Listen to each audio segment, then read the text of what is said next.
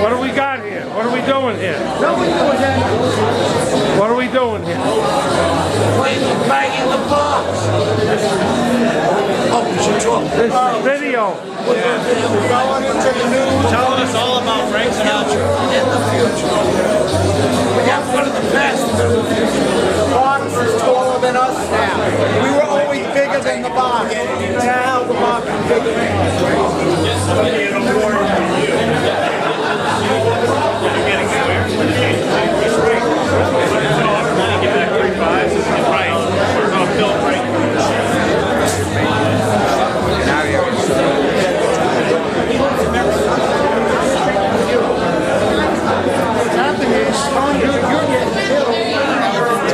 Who are we talking to, Alicia? Who are we talking to here? We're talking to Sal with Firestone Financial.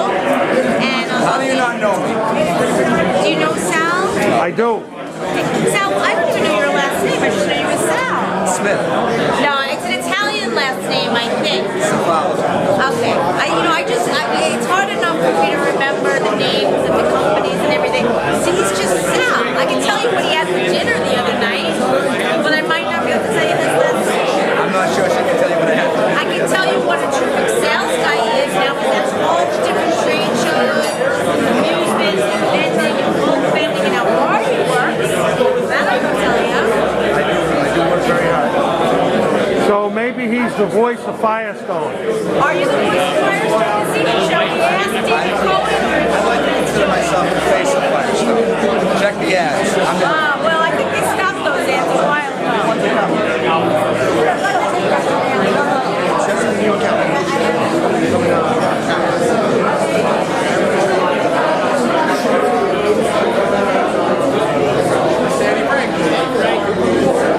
David Cohen from Firestone. Former honoree. Former man of the year. That's it. And it was honoree on his birthday. Because that was his. That's right. Thank you.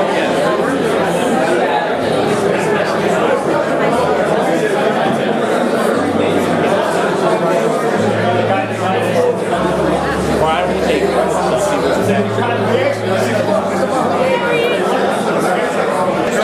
Good morning, eat, drink all day. That's it. Right, Danny? So your term of man of the year is winding down. I have to relinquish my crown. It's been a heavy burden to carry all this time, but you got to give it up. You know, just like there are presidents that should step aside and let new people come in. You know, hey, that's what has to happen. It's the natural evolution. That's right. That's right. It's natural. It's only natural. It's only natural. All good things must come to an end, Dan. The fleeting moment. Fleeting moment. That was great.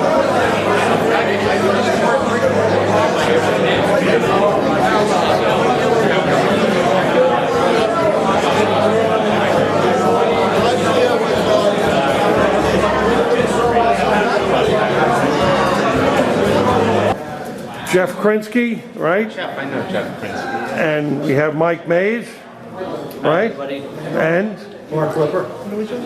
and Joe Ross. well, good to see you guys. The Foles, I know the Foles. They're the biggest people in the gumball business. They had more Pac-Mans and millipedes than anybody in the country. So here we are with John Schultz, the head of AAMA and one of the icons of the electronic game and amusement industry, Roger Foles.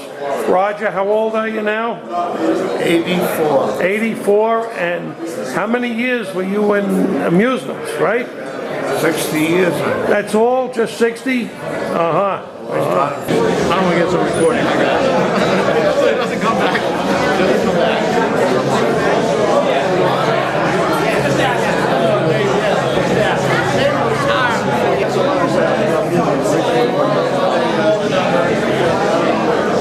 This is Bob Barker. Clap your hands. You want a trip to the Price is Right. It's a new car.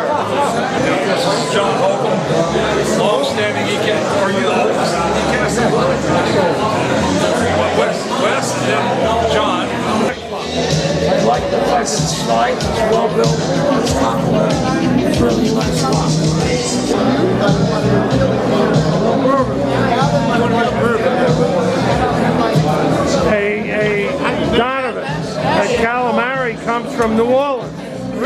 the Gulf of Mexico. Don't you taste the oil? Huh? We're gonna have crawfish boil. Are we survivors? We live. Huh? We live. Another year. Kenny lives. Get this guy over there. Howard, get in there. Get in there. There's the three survivors. He's up to date. We're taking a picture. Hold on. There we go. The three survivors. Huh? We made it another year. Understand, and make sure that Amoa-Ny Ann understands is that, you know, a lot of things, a lot of the issues that we face nationally starts here in New York. This is the epicenter to a lot of the issues that we face nationally, and we understand that, and I hope that we can grow on our relationship with Amoa-Ny New York. I think that, you know, we've come a long way this year. You know, Ken and Danny could attest that we definitely have gotten a lot of contact between each other, and appreciate everybody here for coming here tonight. Donovan, thank you.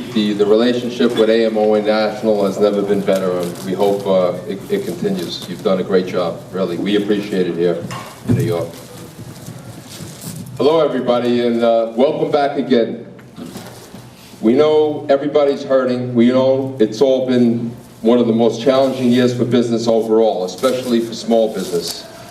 So when Amoa-Ny New York has called upon you to explain why we need money, to explain how we need support for projects and events like this dinner, it is earmarked for activities and strategies which are going to bring about improvements and benefits to you and anyone who earns their livelihood in this sector.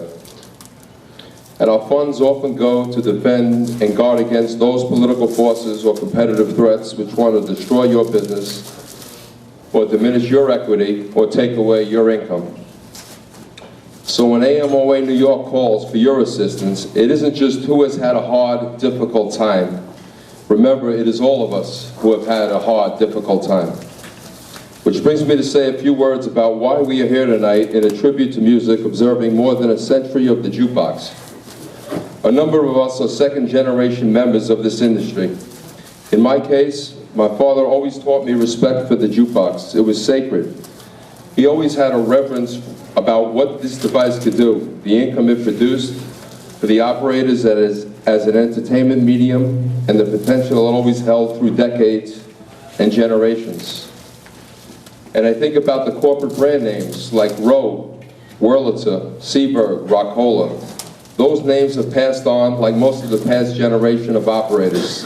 They have been replaced, and the jukebox has been elevated to the music content providers with names like eCast, AMI Entertainment, and TouchTunes. Seems like a blink. Some of you guys have been in this industry 15, 20, 30 years. I've been here almost 10 years. In some industries, that's a long time. But in this industry, it's a blink. Talk about companies like AMI that have been around 100 years. eCast has been around since 1999. So we're relatively newbies to this company, to this industry. But it's still just amazing to look around. Thanks very much for all your help.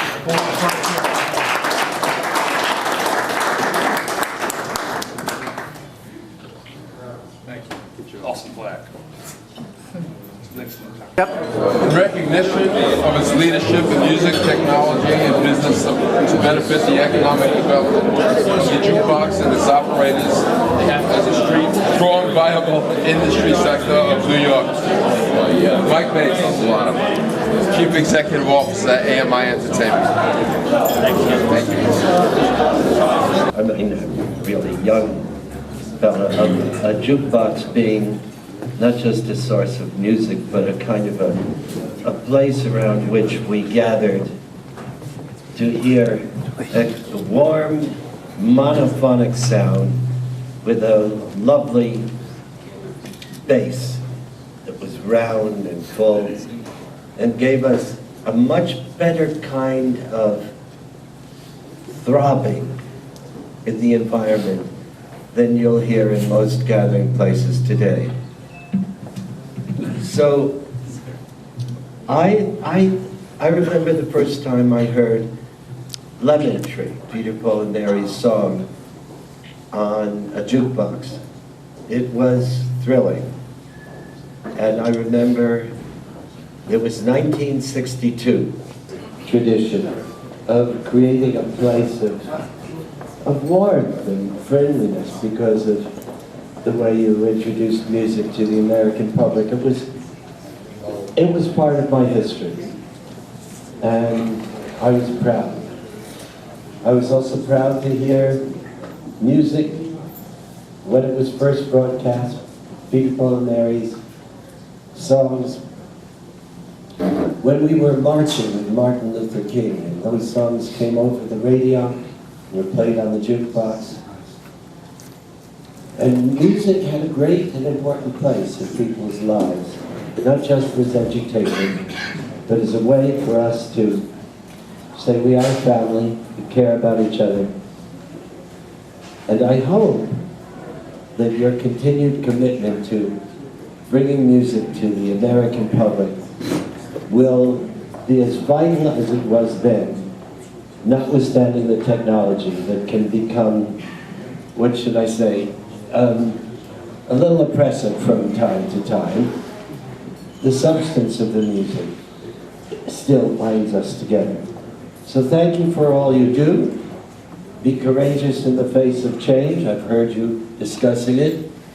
Know that I'm an advocate, a fan, and a friend, and that you guys mean a lot to those of us. Well, Peter, we'd like to present this to you, honoring Peter Yarrow of Peter, Paul and Mary, one of the finest recording artists and musical entertainment groups of all time. The Amusement and Music Association of New York is proudly to recognize Peter, Paul and Mary as its 2012 Jukebox Artist of the Year. Thank you for coming.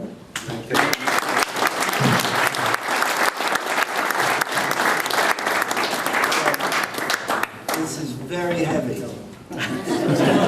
This is very substantial. I got it. I will enjoy it. Thank you so much. Some of you I can see are looking at me and saying, that's not Peter Yarrow. It's not! It's not! That's what happened.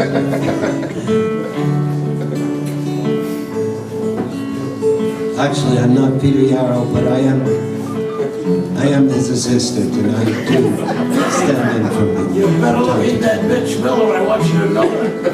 Puff the magic dragon lived by the sea and frolicked in the jukeboxes well known to you and me. Little Jackie Paper, he loved that rascal Puff.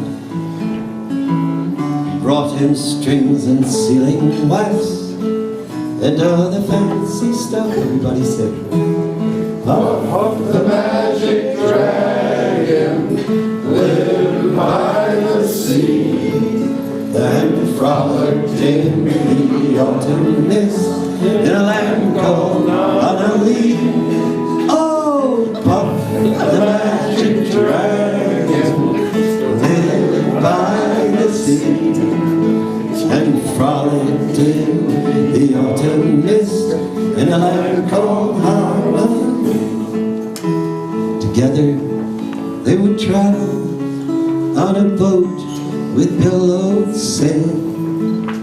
Jackie kept a lookout perched on Puff's gigantic tail.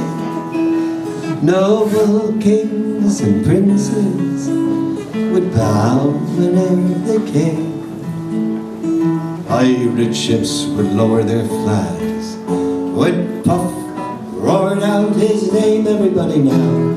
Puff the magic dragon lived by the sea and frolicked in the autumn mist in a land called Amoa-Ny Ann. Oh, Puff the magic dragon lived by the sea and frolicked in in a land called Harmony. Well, the dragon lives forever, but not so little girls and boys. Painted wings and giant's rings make way for other toys. One grey night it happened, Jackie Paper came no more, and Puff, that mighty dragon, he ceased his fearless roar.